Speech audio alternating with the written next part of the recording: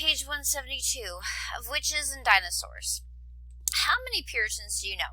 Don't think too hard. The answer is 0. Puritans are like dinosaurs. They are extinct.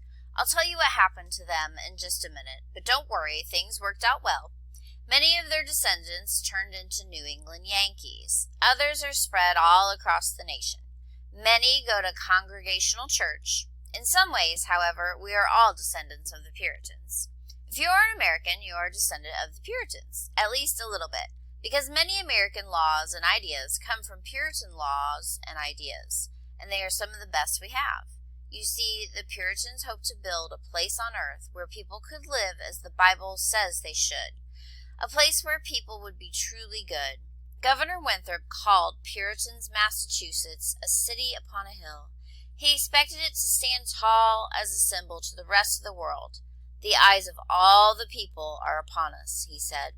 The phrase, city upon a hill, is one to put in your head and remember. You'll hear it again and again when you read American history. The Puritans came to the New World to try to build a godly community where they could live close to perfect lives. I'm on page 173. No human beings have ever been able to do that, but the Puritans tried. To make their community pure, the Puritans expected everyone to act like a spy and report any neighbor who did or said anything wrong. Self-righteous people are apt to judge other people. Sometimes the Puritans were like that. They spent time judging their neighbors. The Puritans believed that God saves only a very few people and that the rest go to a terrible hell filled with fires. They thought that God decided when a child was born if he was saved or not. They used the word elected instead of saved, and they thought they were God's elect. Because of that, they thought they should act like God's elect and lead good lives.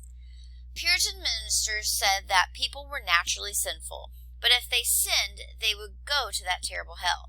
That kept everyone under constant pressure to be close to perfect. No one could relax, and that may be what caused the nightmare of the witches. Almost everyone believed in witches. There was nothing new about that. People thought that if you wanted to make a bargain with the devil, you could do it and then torment people and fly through the air on a broomstick or become invisible and squeeze through keyholes. Everyone knew that witches could create thunder, sink ships, kill sheep, and make tables and chairs rattle. Back in the days of Christopher Columbus, all over Europe, hundreds of people were condemned as witches and burned at the stake. It wasn't only people from European cultures who feared witches or killed people suspected of witchcraft. Some Native Americans did the same thing. It happened among people who, like the Puritans, were very religious and wanted an answer to an overwhelming question. If God is good, how do you explain evil?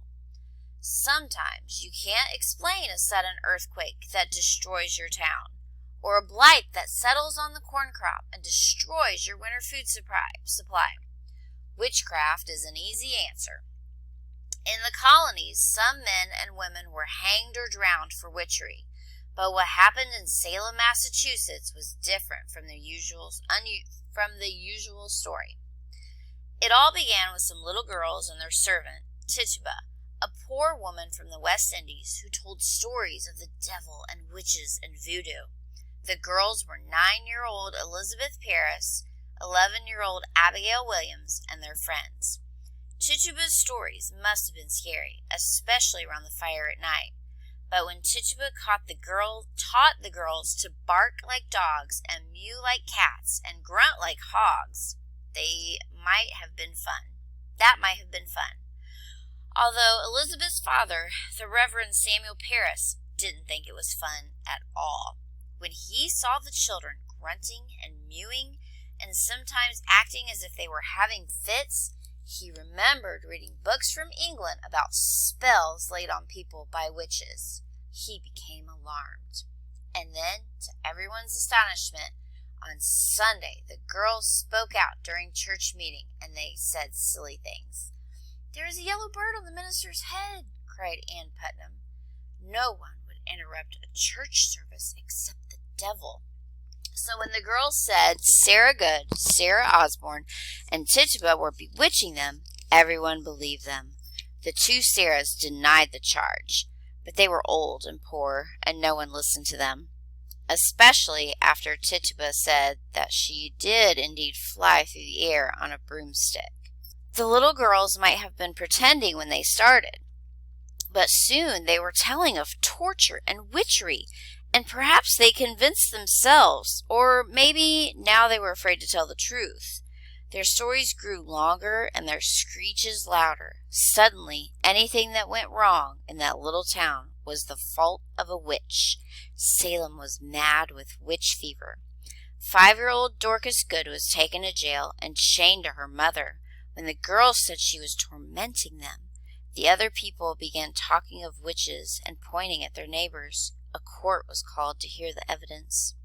The judges were scared, like everyone else. The leaders of the community, who might have done some thinking, didn't. More than 100 people were tried as witches. 20 people and 2 dogs were put to death. Then the Reverend Hale's wife was accused. But there was no one in Massachusetts more beloved and godly than she. Could it be that the girls were wrong? Everyone had believed them. No one had believed the victims. Were those people who had been killed innocent? Yes, an awful tragedy had occurred. The witches' trial were a shameful chapter in American history.